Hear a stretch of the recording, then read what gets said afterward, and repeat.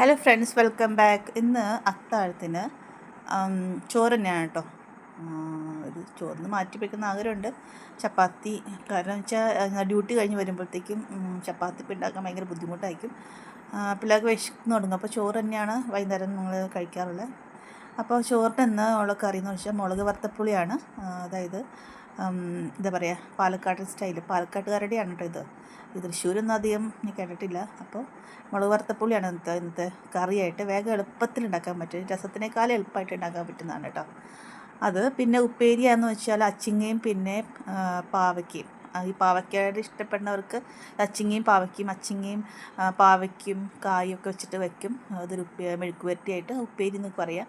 പിന്നെ വീട്ടിലുണ്ടായ വെണ്ടയ്ക്കയാണ് കേട്ടോ. വെണ്ടയ്ക്ക ജസ്റ്റ് ഒന്ന് വാട്ടിയെടുത്തു, ജസ്റ്റ് ഒന്ന് ലൈറ്റായിട്ട് ഫ്രൈ ചെയ്തെടുത്തു കേട്ടോ. ഉപ്പും മുളക് പൊടിയൊക്കെ ചേർത്തിട്ട് മഞ്ഞൾപ്പൊടിയൊക്കെ ചേർത്ത് ഒന്ന് വാട്ടിയെടുത്തു. പിന്നെ നമ്മുടെ സ്ഥിരം അയില മീനാണ്. അയില മീൻ ഇപ്പോൾ വില കുറവങ്ങാണ്ടാണ്, 100 രൂപയേ ഉള്ളൂ കിലോ. അപ്പോൾ ഇതാണ് ഇന്നത്തെ നമ്മുടെ അത്താഴത്തിന്